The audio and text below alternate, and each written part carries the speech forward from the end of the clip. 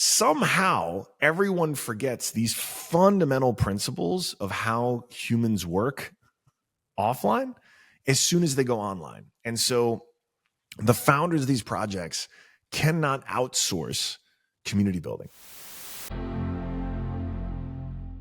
I'm Alexis Ohanian, best known as either the creator of Reddit or creator of delicious artistic pancakes every Sunday for my daughter Olympia. So tell me, how did you first hear about CryptoPunks? I think it was somewhere on Twitter, and started seeing people changing their profile picture to these interesting low sort of resolution punk. I had ages earlier minted some crypto kitties, and I was like, oh, this is interesting tech. Don't know what it'll be used for, but like that was fun. And then it was really CryptoPunks that first stirred my cocoa again to think like, hey, actually, there's something really interesting going on here. This technology provides some fascinating, provenance, a kind of storytelling around art that, the art world has, but doesn't really have authoritatively. Usually it's just through whispers and like, trust me. And then I think a pretty humble origin story, because you have, certainly a historical precedent that CryptoPunks set, but it wasn't one, I think like a lot of great things, it wasn't one done intentionally. It wasn't like they were coming out here to say, hey, we're going to start this revolution. CryptoPunks are going to be the way to do it. And it just made this perfect storm. And I like the art. I was just disappointed I couldn't find one that looked like me, which is rare. As a bearded white dude, usually everything is designed for me. And so naturally I started looking for my wife, and I was like, hey, look, this is actually a spitting image. And that was when the Serena Punk was born, and I went on my shopping spree over the next few months. What are your favorite traits? Well, all of Serena's. So the woman, dark skin, long hair, headband. There you go. It's the Serena Punk. It's iconic. Yeah, it's been on red carpets. It's been featured in magazines, all that type of stuff. So yeah, it was a thing. I'm really happy. That was a very, very last minute decision to wear that pin for the Met Gala. I actually had my chief of staff at the time, Lizzie. I somehow finagled that. I texted her like 24 hours before, and she managed to get a really beautiful, high quality one put together and delivered to the hotel. And yeah, I rocked it. Thankfully, the internet was pleased. And actually, no, I got the compliment of my life. So I was sitting near Virgil, and we were catching up, and he saw the pin, and he took a selfie and posted it as the most punk thing he's ever seen at the Met Gala, and my life was made. It was awesome, so awesome. Something people always talk about when discussing Web3 projects, NFT projects, is community. Why do you think it's such an important piece to a project? The NFTs themselves, these non-fungible tokens, are just, an asset like any other, holding up a trading card here. Like it's a the piece of paper that a golf club membership is printed on is not worth that much, but it's actually worth much, much more because of the communal value imbued on it. And I think the same way. And what's been good in this winter is it has really sifted a lot of the wheat from the chaff when it comes to these communities. Like there was a very much a sort of casino mentality around 99.9%, actually the whole damn space. And the vast majority of projects that didn't actually make a, good faith effort to build community or even build things of value are gone, rightly so. And my hope is with this next cycle, there'll be less of a focus on the more unpleasant like casino type stuff and more of a focus on the real value delivered to customers, to communities.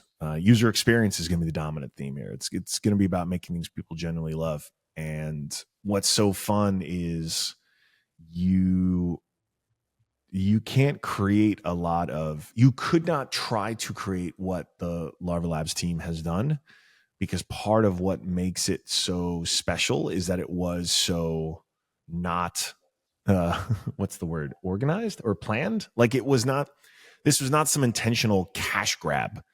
right? Like a lot of the sort of worst projects of Web3 were these were artists just creating. It was just a different mindset, and that culture, that original DNA, is something you can't really fake. And then once it sets, and that's, I think, part of why CryptoPunks has been and continues to be so successful. What do you think you can teach people from those trying to build Web3 communities? Like, do you have a number one tip for those who are trying to build up their communities in this winter? And then on the flip side, like, is there like a core mistake you think they should avoid? Most people want to build communities. They don't want to do the work to build them.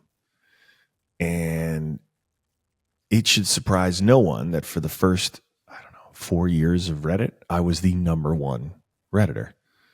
I was the original community manager. And we'd spin up new subreddits. I'd be in there trying to help mod, help start conversations, help get people excited. Like, it was so crucial that I was the number one user of the site, and that nothing, which was my username, KN0THING, was there in the comments and was role modeling the behavior. And it's funny, it's people get this so wrong. It's no different from offline communities. If you wanted to start a jogging club and you put up the flyers, you said, hey, come out Saturdays, we're going to all jog together, and you didn't show up, but you put the flyers out. You did it every Saturday, put the flyers out, but you never showed up. Would you be surprised if there was no jogging club 6 months later? No, you'd be like, you didn't do the fucking work. Like, you didn't actually show up. Or imagine, right? Same idea. And you hire your buddy. You're like, hey, buddy, listen, I'm going to outsource this community work for you. I need you to show up every Saturday morning, bring some orange slices and some Gatorade, go jogging with people, make sure they have a great time, and I'll check back in 6 months. And let's say they do a great job. Let's say your friend just crushes it. She does an amazing job. And 6 months later, you roll up to that Saturday. You're like, hey, everybody, it's me. I created this jogging club. Good to see you. Everyone kind of look at you and be like, who the fuck is this guy? Like, you didn't build this. She did. Like, who are you? Right? And so somehow everyone forgets these fundamental principles of how humans work offline as soon as they go online. And so the founders of these projects cannot outsource community building. They can supplement it for sure, but they got to show up. And again, it's not for the faint of heart. I mean, I think there's a lot of people who just want to go to the end state of like, no, I want the millions of dollars. I want the millions of fans. I want the millions of whatever. And the reality is, no, you've got to do the work. And that's the not glamorous part of community building that many people want, but very, very few want to do. Can you describe the story of CryptoPunks in one sentence? Oh boy. Breaking new ground in a new digital medium that unlocked I could say renaissance, a rebirth of art. That's big, but why not? Let's do it.